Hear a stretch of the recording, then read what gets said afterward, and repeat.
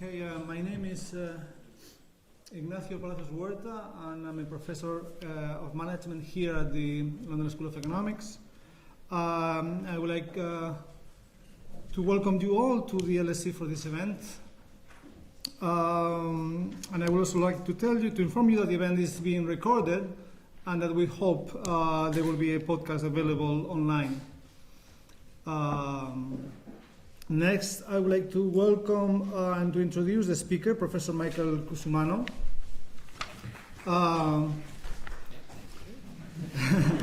Professor Cusumano is the Sloan Management Review Distinguished Professor of Management at the Massachusetts Institute of Technology, Sloan School of Management, and also has a joint appointment at MIT's Engineering Systems Division.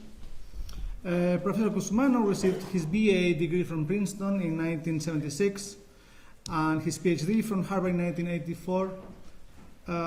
He then completed postdoctoral fellowship in production and operations management at Harvard Business School from 1984 to 1986. He received 2 Fulbright fellowships and a Japan Foundation fellowship for study at Tokyo University. Has been a visiting professor and researcher in various universities in Japan. Also here in the UK and in several other European universities. He has consulted for approximately 100 companies around the world. And last year, in 2009, he was named one of the most influential people in technology and IT by Silicon.com. Professor Cusumano has so far published 9 books, some of which have made it to the top 10 list of business books of the year. Probably his most famous one, most successful one, was Microsoft Secrets in 1995, jointly written with Richard Selby. 1995. I'm old, but not that old. Sold approximately 150,000 copies, has been translated into 14 languages. In 2004, he published The Business Software. It was also named one of the best business books of the year by Steve Lohr in the New York Times. His latest book is Staying in Power, 6 Enduring Principles for Managing Strategy and Innovation in an Uncertain World. Right here, just as a brief introduction of a description of the book, it seems clear that the critical question these days for most managers around the world is whether they can both adapt to rapid changes in technology and markets and still make enough money to survive and to thrive. So to provide answers to these important questions, Professor Cusumano draws on nearly 30 years of research into the practices of global corporations that have been acknowledged as leaders and benchmark setters, such as Microsoft, Apple, Intel, Google, and others in software, internet services, and consumer electronics, and Toyota in manufacturing. If we look deep enough, he contends, we can see the ideas that underpin the management practices that make for these great companies. From his deep knowledge of these organizations, Professor Cusumano distills 6 principles that he believes have been, and in various combinations, crucial to their strategies. So without further delay, let me invite Professor Cusumano to deliver his lecture on the topic Staying in Power. Stay in Power, 6 Enduring Principles for Managing Strategy and Innovation. We're expecting Professor Cusumano to deliver a lecture for around 40 minutes. After that, there will be a question and answer session for around 20 minutes. Stewards in the audience will give you microphones. The event will more or less conclude around 7:45. And after that, there will be a book sale and a book signing. He'll be available to sign books outside the lecture theater. I've been told by the publishers that they only accept cash. And so please join me in welcome Professor Cusumano to the LSE.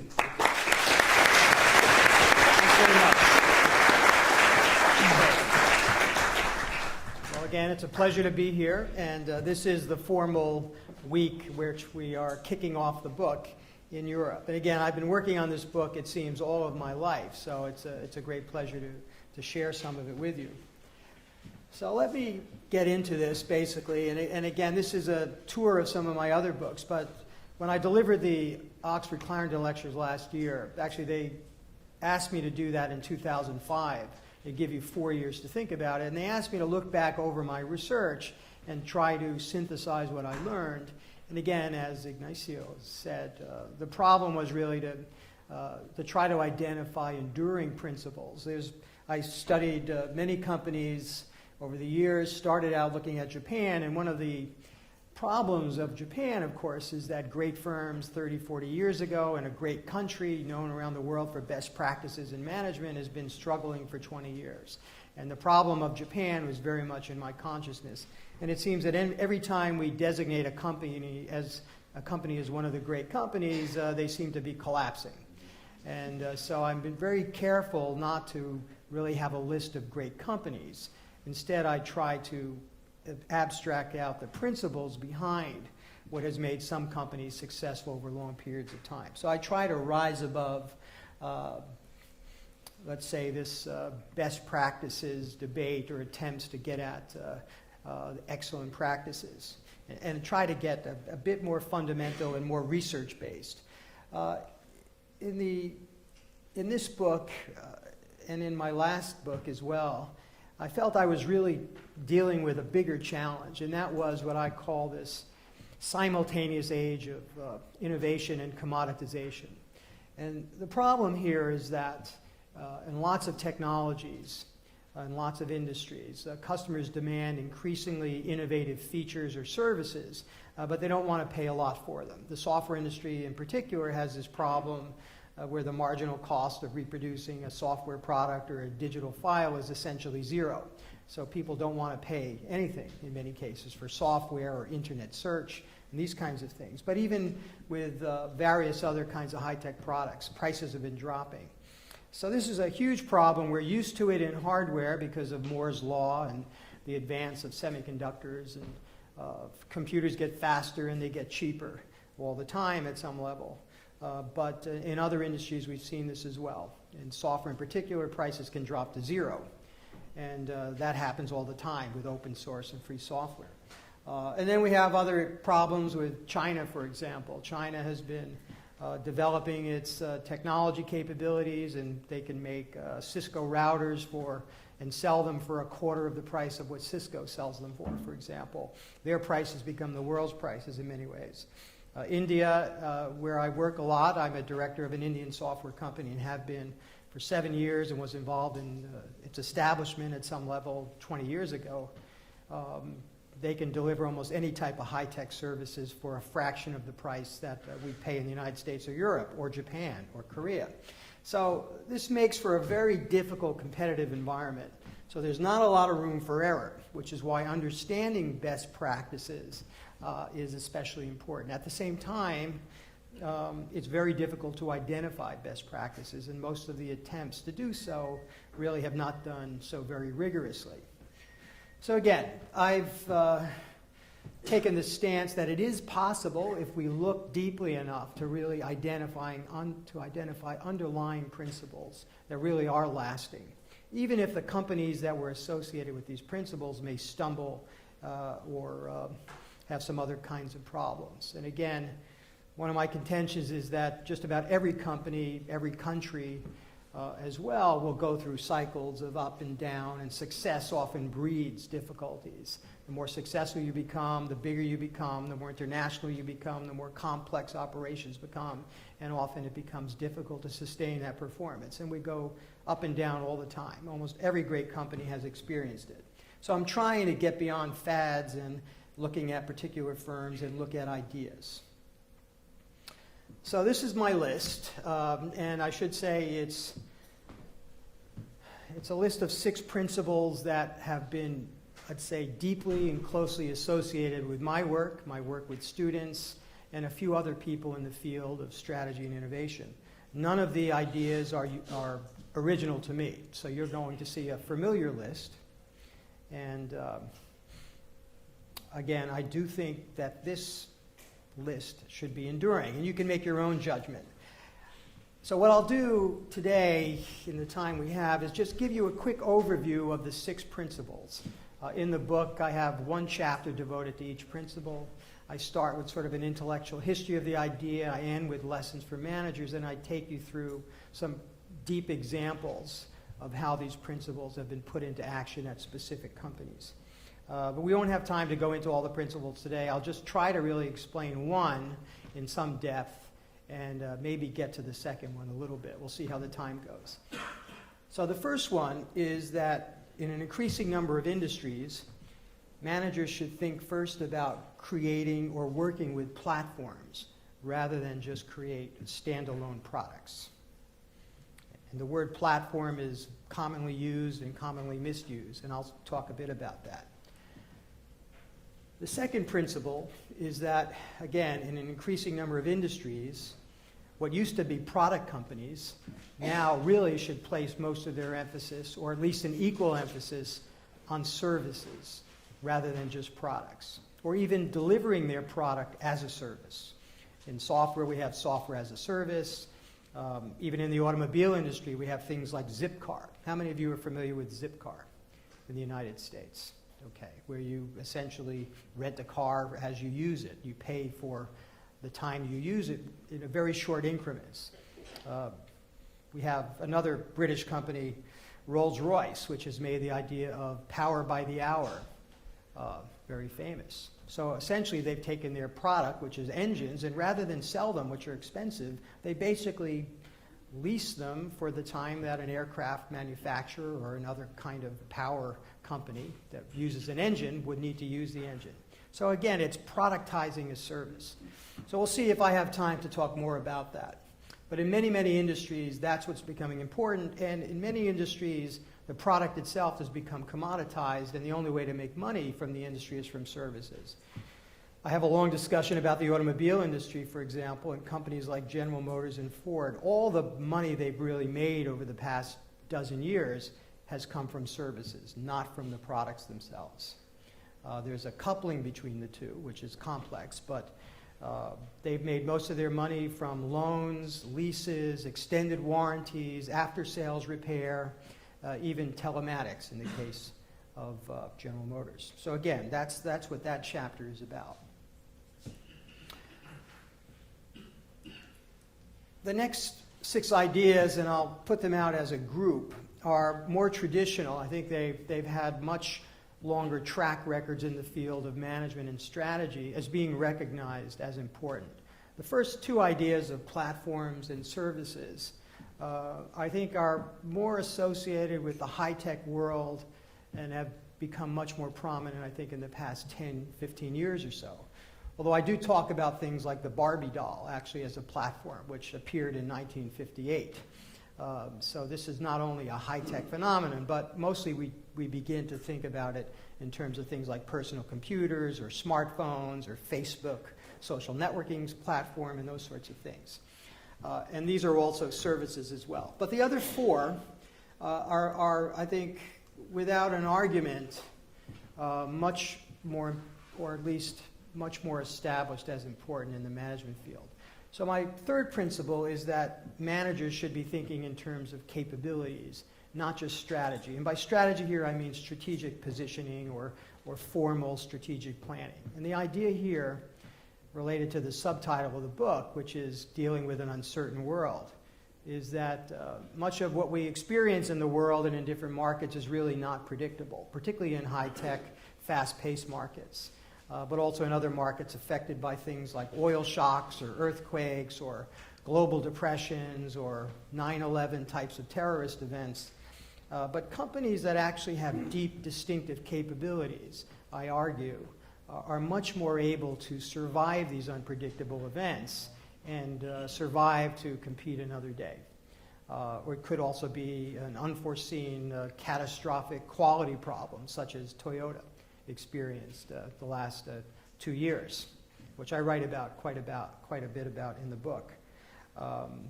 But again, their deep capabilities in manufacturing and engineering and quality control will really take them through this crisis quite nicely, even if they can't predict or control the future very well. The fourth principle is what I call pull, don't just push. And this comes from the operations field, but we see it also in marketing. My first example is really the just-in-time production system from Toyota, where the information flow controlling the mix of products and final assembly is actually reversed, and it's tied directly to orders coming in from dealers. But I argue there's a parallel to that also in things like iterative or prototype-driven product development. And there's many other things in the world that I argue can be divided into sort of push orientation, where people try to develop a plan and just follow that plan, versus a pull mechanism where you try to create direct linkages to your customers or create something that resembles real-time feedback so you can adjust very quickly to changes in the market or changes in technology or competition. So these are all around the subject of pull systems or pull concepts. I should note that I hedge each of these. I don't argue that you should never push things out to market.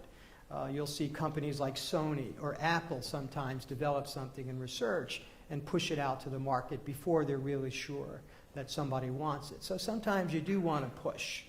But most innovations actually really need to be directly tied to a group of people who will become customers, and having some kind of pull mechanism to relate directly to information from the market is critical.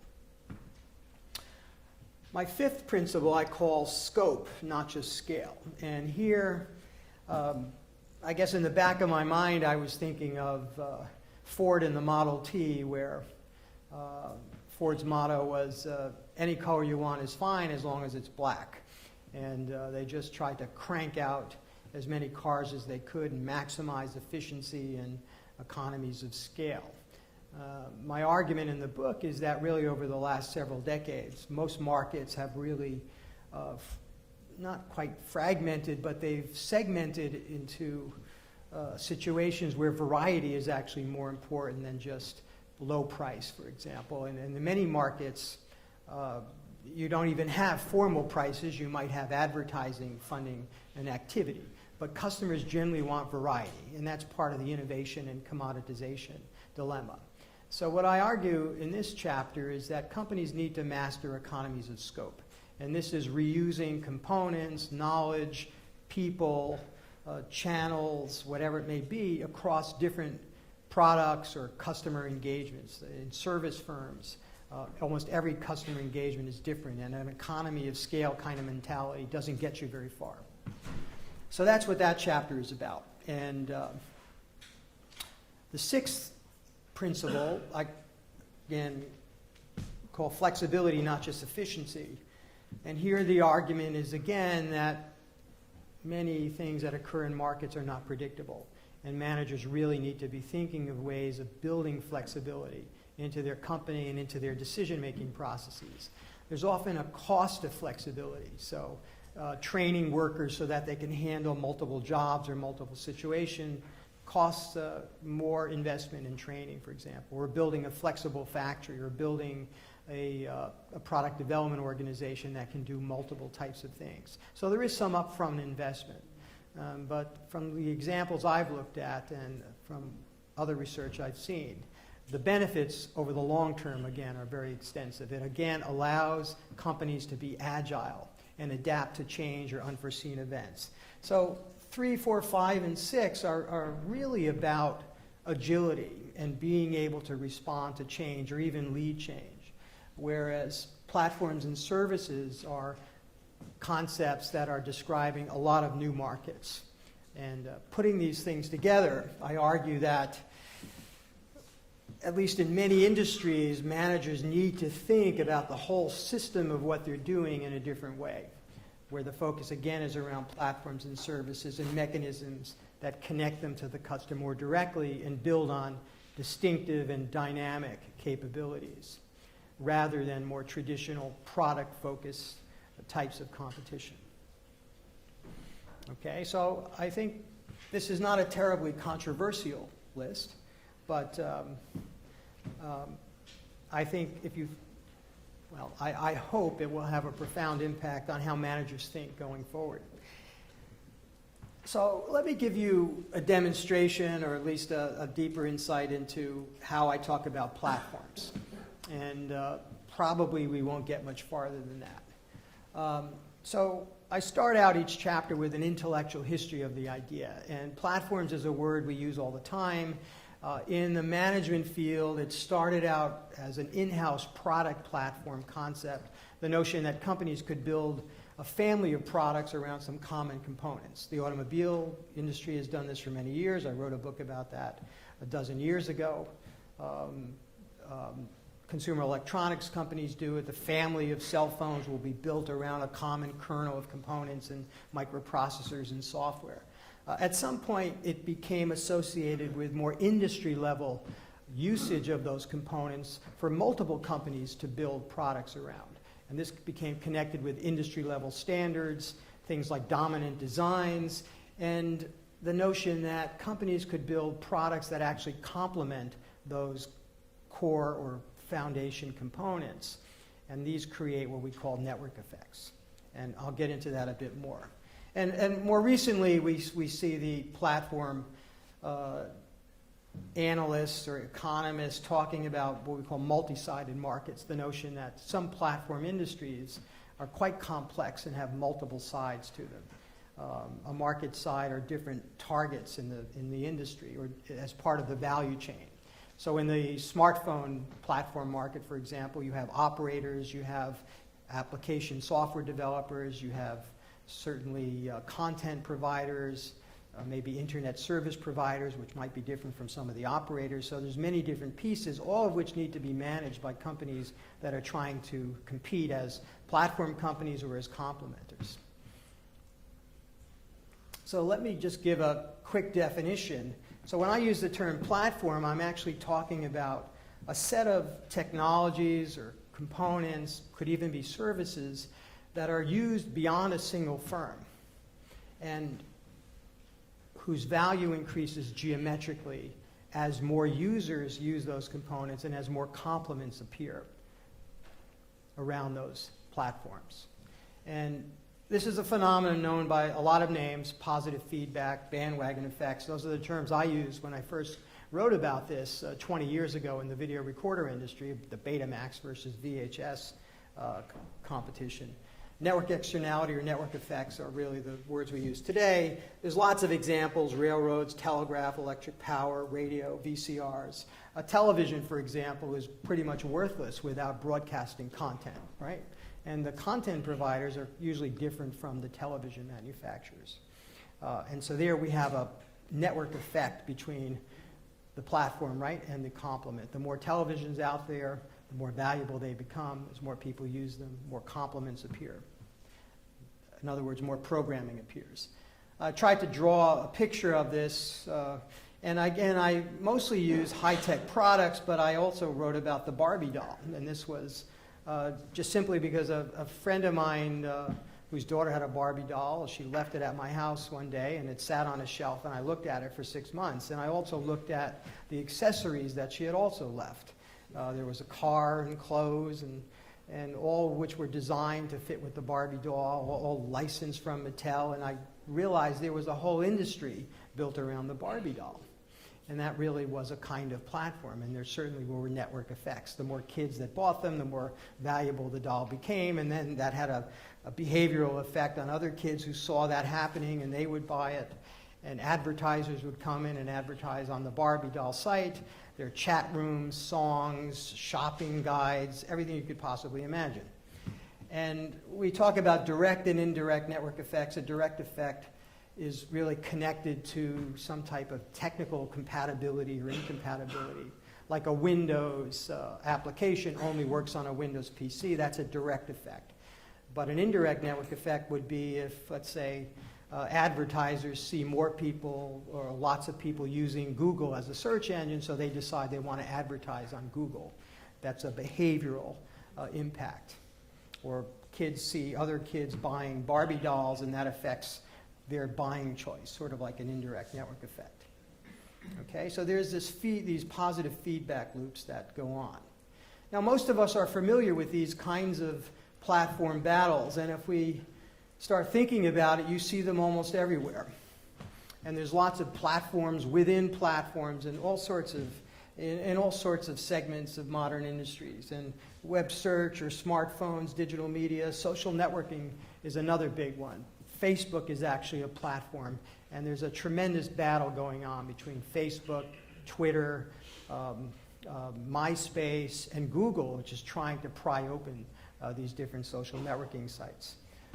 Even power systems, batteries, electronic displays, lots of companies trying to get their technologies adopted by lots of other firms as a foundation to build a multitude of products or offer different services, and again, creating these kinds of dynamic effects. So in chapter 1, I really try to take on this issue of what should the strategy of a firm be. Can they think platform first, and how do they balance that with trying to develop great products? How can they think about taking their product or their technology and spinning it out to become something that resembles an industry platform? And I talk also about lots of different strategic tools, the platform strategy toolkit, that the firms might use to actually influence how a market progresses. And obviously, every company would like to be a platform leader. Most companies are really platform complementers, so they need to understand both sides of this. So there's really a number of things: the decision, the levers, ideas, the notion of what complements you make in-house, how open is your platform, what do you do to attract external complementers, and how do you organize internally to make that happen, particularly if you're competing with some of your complementers. Like Microsoft, for example, makes lots of applications that outside companies do, but its platform is Windows, so it actually has to compete in many ways with outside companies, but be somewhat neutral to make sure that its platform, Windows, is still attractive enough to have outside developers build applications. And coring and tipping is really about how to become a platform where one doesn't exist before, or things you can do to get a market to tip in your direction, such as subsidizing one half of the platform. You know, why does Adobe give away the readers? Well, it's trying to actually seed a market for its servers and other types of editing tools. And that's a way to establish itself as a platform for handling documents, for example, or media. Right? So that's another multi-sided market. And winner take all or most is a framework that's useful for understanding the dynamics of markets and thinking about how much share is possible for a company to get. So I'm going to give you some examples really from the winner take all framework primarily. But an interesting company is Apple, which I argue in the book really got the platform idea wrong. And this is one of the greatest companies we've ever seen in terms of innovation. And they've come up with an incredibly impressive string of hit products. But has Apple thought platform first, or have they thought product first? And my argument is they've generally thought product first until the last few years. They've undergone this transition, as I think even Steve Jobs and the guys around him have finally understood the importance of being somewhat of an open technology that others can actually participate in and create an ecosystem around these products. So it's again, I think, an experience that Apple encountered with the iPod as it first realized the importance of having other companies make accessories to connect your iPod to your stereo or your car and then have digital content downloaded, which Apple itself is not able to create. So if it doesn't open up the platform, it doesn't have much value in that iPod device. So they've caught up to Microsoft in value, and they're still not as big or not as profitable, but that's because Microsoft is pretty much a pure software company, and software has these magical gross margins based on the fact that reproducing a software product essentially costs zero. Apple still has to do quite a bit of R&D and actually build boxes and ship them. But they've actually changed their philosophy to be much more open than they used to be. And it's, again, had a dramatic impact on the value of Apple, as well as in their sales and profitability. It's actually quite interesting that in 1995, Apple was twice the size of Microsoft in terms of sales, $11 billion to just under $6 billion.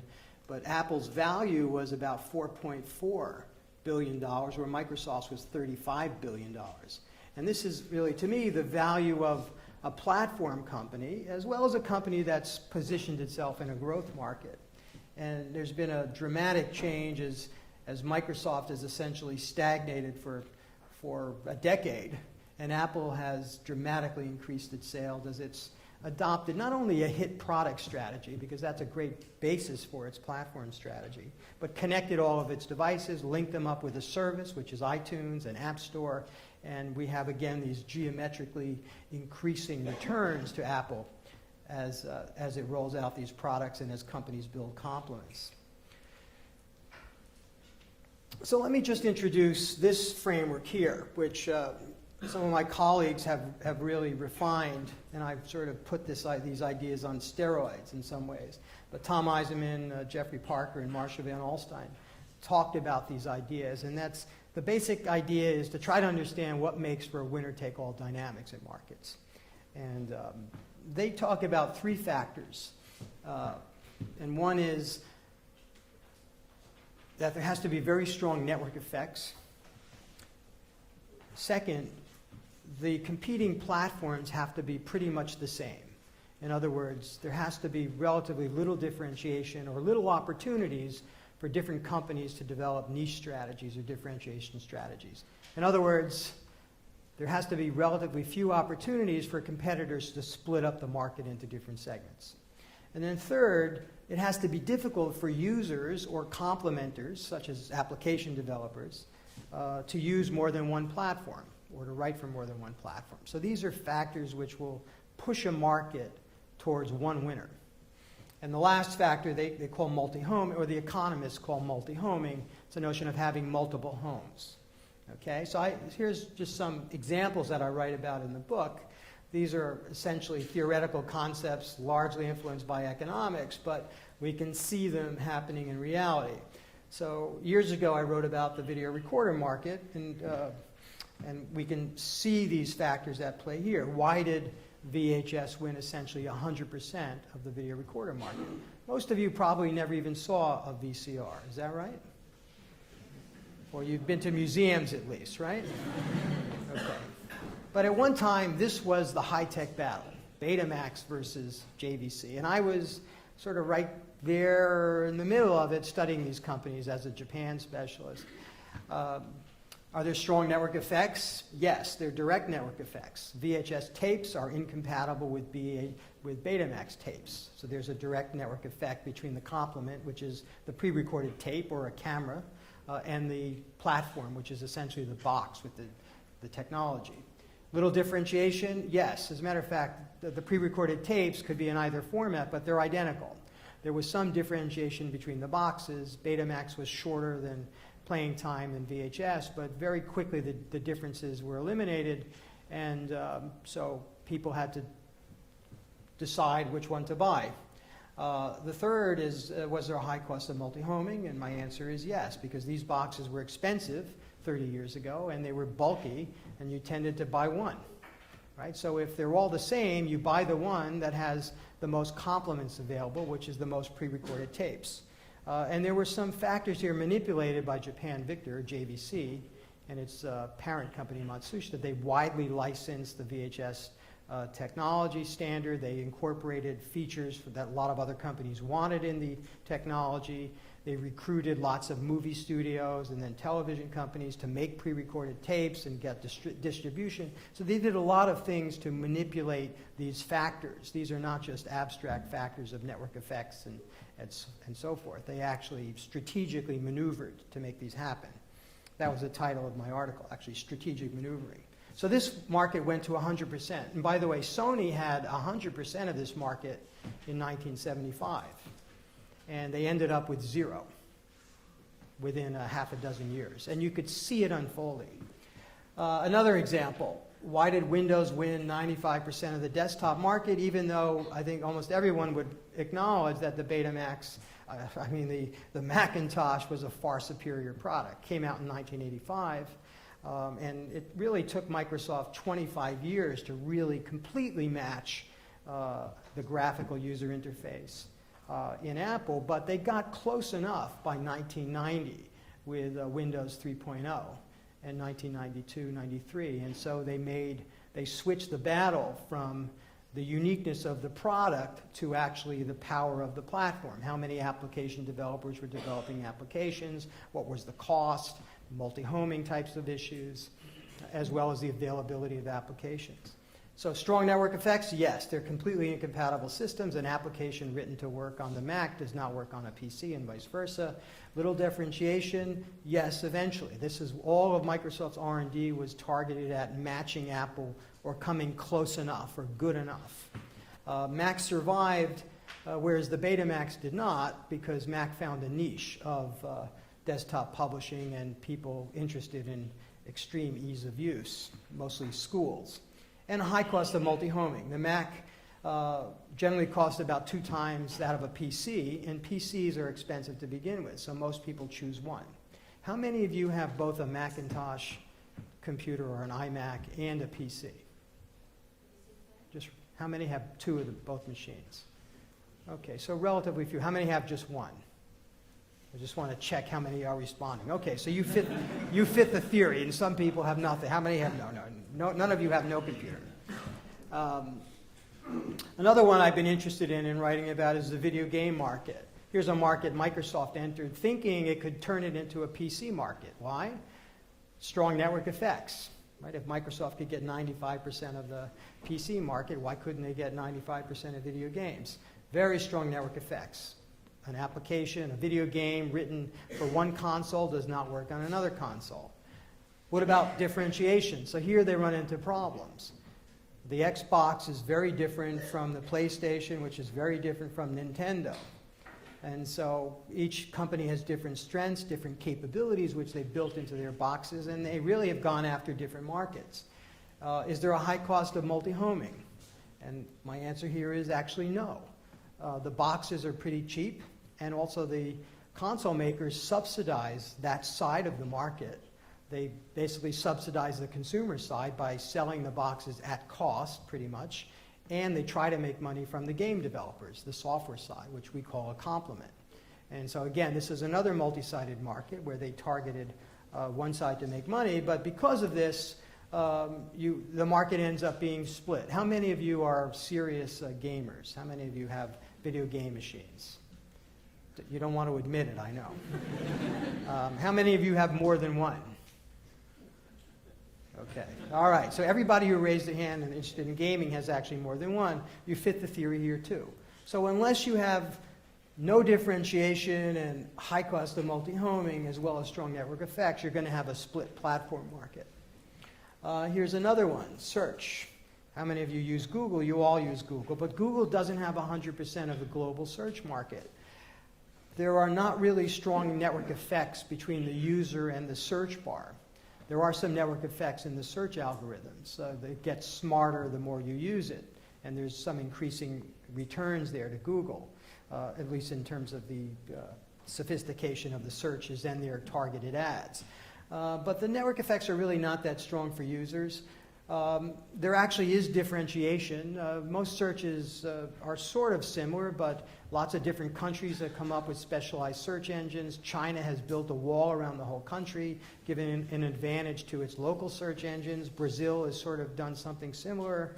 Microsoft has come up with a more local, sensitive search engine. There are video search engines. Google was not particularly strong there, but then they bought YouTube and have some other search technology. So there's actually some variety there.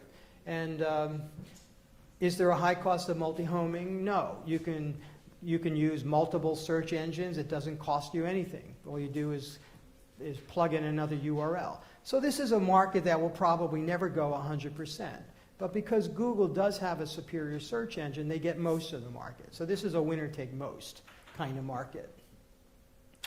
Smartphones is another battle that's going on now. Strong network effects. It's like the PC. You write an application to work on a RIM BlackBerry phone or an iPhone or a Symbian phone. It's really locked into that platform. Is there little differentiation? Actually, no. These are very different systems. BlackBerry is great for email. iPhone is great for multimedia. Microsoft is sort of good if you want a computing function on your handheld. Symbian is great for telephony. They're actually quite different. So until they really get unified, and Google is trying to do that, they're trying to build a platform that can do everything good enough, sort of like Windows did years ago, so that people gravitate towards Google. And of course, they make their platform free, which is very attractive, right? But if it's not better, people won't do it, even if it is free. So a lot of users are still around BlackBerry and even Symbian. Is there a high cost of multi-homing? This is another problem for the smartphone market. There is. The phones themselves are subsidized. Sometimes they're free with the contract. And here's another example of the importance of services. A lot of smartphone or even feature phone manufacturers, they make no money from the product. They give the product away. But the value chain makes money from the service contract, right? So that's a case of sort of servitizing a product and figuring out ways of generating value from the service. And there's a high cost of multi-homing here on the service. So the contracts are quite expensive. So let me just wrap this up with some lessons for managers here. And again, I talk about the importance of understanding the differences between a platform versus a product strategy, the differences in the actual value you can create as a manager. And then, again, doing this well, I emphasize the importance of really understanding the interplay between a product and a platform strategy and all the different elements that actually make these work. And we could use these elements about how to win a platform battle, not just to understand what's happening in markets, but in many ways to predict what might happen in a market. Okay, so I don't really want to go much more than that. I've given you some sense of what the other chapters are about. So what I'd like to do is open this up to some questions, if we can. All right? Okay, so we have 20 minutes for questions. The Stuart will give you a microphone.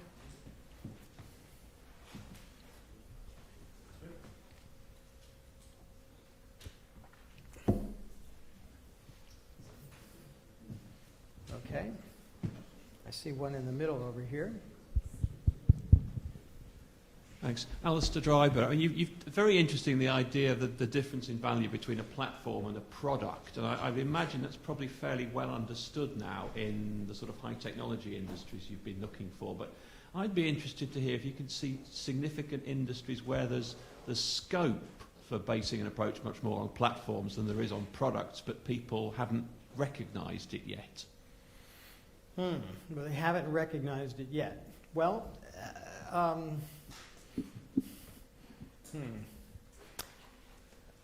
after you start thinking about platforms, you see them almost anywhere. So it's very hard to imagine an industry that doesn't have potential for this. And I know that's not a direct answer to your question. But I had a meeting over lunch today, actually, and there was a lawyer attending. And he said, well, my industry doesn't do this. We're all fragmented. We have local lawyers.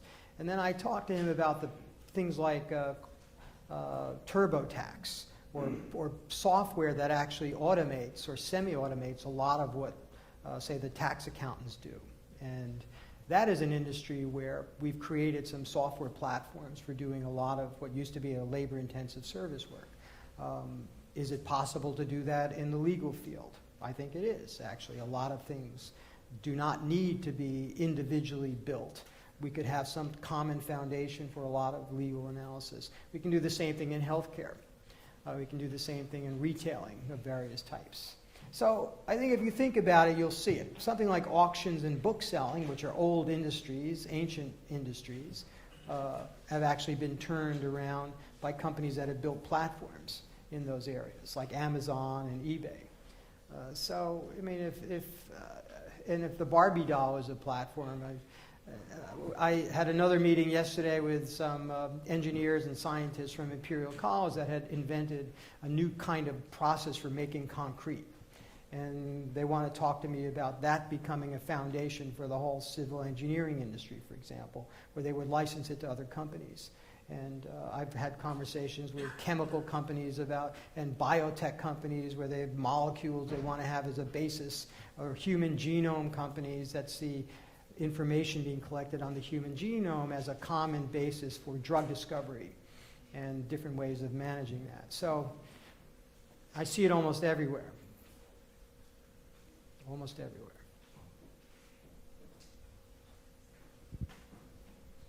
Another one right in the middle. Hi, Richard Seabohm. I used to be in DTI giving small grants, research grants, and the people, the operational people would say, well, if you give us a grant, my main board will think it's okay and let me go ahead. Have you anything? Do you work on ownership and control of companies, and therefore who calls the shots in this stuff?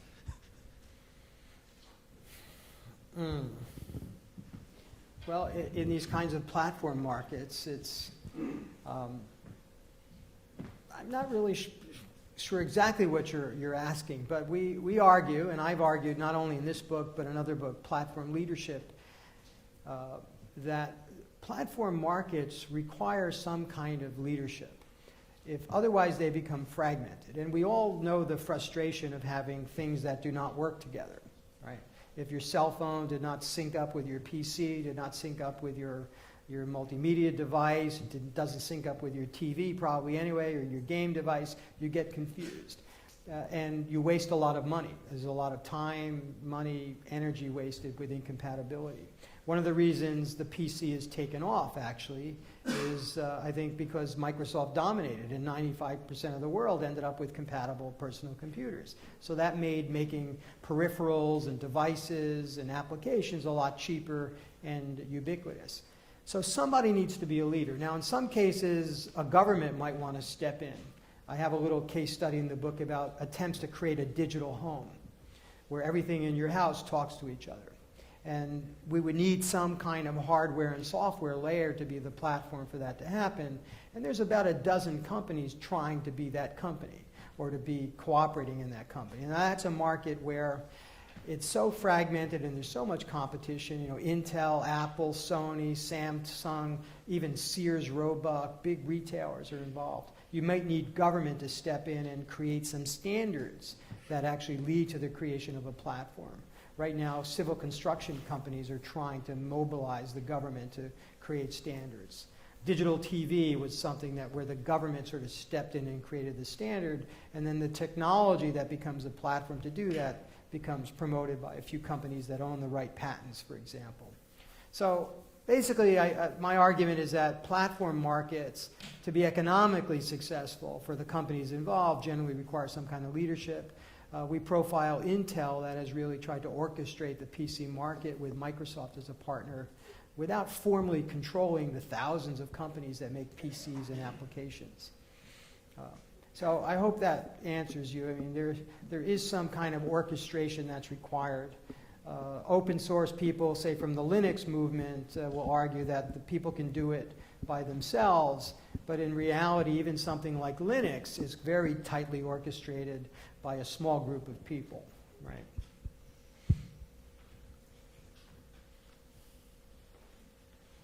Okay, a couple more questions over here. We're loosening up. We're loosening up. Okay. Hi. Is there any space in a list of enduring principles for managing strategy and innovation in an uncertain world for company culture?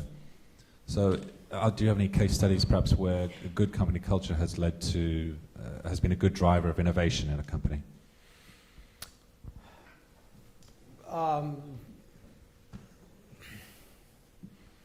Well, I don't specifically talk about culture, but my principles are actually quite broad. So investing in capabilities is essentially investing in people and essentially having a philosophy that these deep organizational capabilities are more important than taking strategic shortcuts and those kinds of things. So that actually implies a certain culture. And my example in the capabilities chapter, my 3 examples, are Toyota, which has run into some recent problems, but I believe the culture of Toyota will help them overcome those problems. I also write about Japan Victor Corporation, which had a particular culture of accommodating others and trying to be a leader, but without forcing its views on the rest of the world. And it became this sort of this very successful platform leader by getting something like 40, 50 companies around the world to work with it on the VHS standard. That is also an aspect of the culture of the company, which was somewhat humble, compared to Sony, which tried to force its solution on other companies and basically no one adopted it. And that's always been Sony's problem. That's been Apple's problem until recently. I also write about Microsoft, which was a very specific kind of culture aimed at the mass market and sort of incremental innovation rather than radical innovation, but trying to get a grasp on platform dynamics and mass marketing. So flexibility chapter also has a lot on culture in the sense of what managers value in these firms. Do they value the ability to do things in a way that could change or accommodate different circumstances, or are they very devoted and fixated on one particular way of doing things? So culture comes in there, but this is not specifically a book about culture. But it's hard to talk about innovation or great companies or even failing companies without getting into sort of these organizational issues within the firm, and I paid quite a bit of attention to that. I saw a couple other hands up here. Yeah. Thank you for a fantastic talk, first of all. And I have more of a general question. If this, 6 principles that you say will have a major impact on how managers think, and they do go forward with their companies, and basing them on platforms and services, how would, just a few thoughts about how would an economy like that look like? In terms of, maybe labor or anything of this kind. Thank you. Okay, well, I do end the book with the discussion of what would a firm look like that basically embraced these principles, or most of these principles. So I actually think a lot of the more successful companies we see around the world follow these kinds of principles. And again, I'm a bit biased towards high-tech software or communications industries or internet industries, because that's what I've mostly studied, but I've also spent a lot of time on automobiles and consumer electronics. So I'm not I think we will see dynamic companies that grow and don't necessarily stagnate and can adapt to change. And I think that's the primary thing I'm concerned about. I mean, that's the idea of staying power. That I think the problem we see in management is that we see too many fads or too many one-hit wonder companies, and they just cannot sustain that performance. So that's where I'm arguing that these principles are important. And I think for an economy, they're very important too. I think we'll get more stability or stable growth from firms and economies that are investing in things like capabilities or flexibility, even pull systems where they have more direct linkages to the market, and are focused around differentiation, at least for customers, not necessarily in a platform dynamic, economies of scope rather than narrow scale economies, for example. So countries like Chile, for example, are very focused on just a few industries and massive mining activities, for example, driving most of their economy. So I'm arguing that's sort of bad. That leaves them too susceptible to the vagaries of markets and commodities, for example. And if you want to create great companies that will be around a long time, or countries that will be around a long time, you need to embrace more things, more industries, more ability to adapt and handle different kinds of industries and variety. So, I mean, that's my vision. And I think it is acceptable. I'm quite interested in how you transform companies and the management of companies from what I see every day, typically into companies that behave this way. What I normally see, companies are not behaving this way. They're primarily, where it comes to innovation, not thinking in terms of platforms, and typically taking orders literally and figuratively from their biggest customers. Mm-hmm. How do you take a company that has a management with that sort of order-taking orientation and transform it into a company that's got the commitment to the vision and the investment required to try to roll out a platform as you describe? Yeah, and it's not just platforms, it's things like investing in capabilities, investing in flexibility, and as I said, there is a short-term cost. I think it starts with the CEO and the board of directors, and the board of directors in particular has more staying power than the CEO usually. and they help set the long-term direction of the company, the culture of the company in some ways. But the CEO plays a critical role. So I agree, if there's a weakness in this framework, it's that too many companies have CEOs who are there for very short periods of time, 3-4 years, and often they're looking to maximize their returns in 2 or 3 years, and then they're on to some other job. So if that's the kind of company you have, you're not likely to have staying power. Right? So now a board of directors chooses that CEO, or they can get rid of CEOs that exhibit that kind of short-term maximization, long-term negative behavior. So again, that's where I think it begins. We have a question here, and we had one over there too. So go over there. I think he was first. Thanks. I can see him, you can't. Right. I'm particularly interested in your fourth enduring principle, which is pull, don't push. Basically, if you go for pull and you actually anticipate the customer, I mean, you require a feedback from the customer, from his needs. But most of the times, customers, they don't know what is their need, and you have to create. So for example, Sony or Apple, they are investing huge in innovation. So they are actually creating a need rather than waiting for the pull to come from the customer. That's one thing. So what are your views on that? Secondly, on platforms and product strategy, I mean, companies that would go on developing a platform or a product, they would actually, I mean, that's what my view is, might be wrong, but they would actually start with doing with the product, because the platform would have profits being shared by the different industry participants, and the barriers would be lower, for other people to enter. So how would a company can go about, thinking about, I would develop a platform and I would still retain my leadership over a longer period of time? Right. So your first question, if you think about it, as I said, the principle is pull, don't just push. So there are times when you want to push something out to market. But even Apple actually is a very good example of both push and pull. So its innovations have been pushed out to market in many cases. The Macintosh was sort of thrown out there by Steve Jobs and Steve Wozniak after they saw something at Xerox PARC, but they knew the market was people were having some difficulty dealing with the IBM PC. So in some ways there was actually a market pull there, and they were actually advanced users and frustrated with character type PCs. But what they did not do, they did not have enough of a pull effect. They never really modified. They introduced a closed product that was a great product, but it was difficult to write applications for. They would not license the key part of the platform, which was the operating system, the user interface. And so it remained a very expensive product, and it remained limited to what Apple itself could produce or control.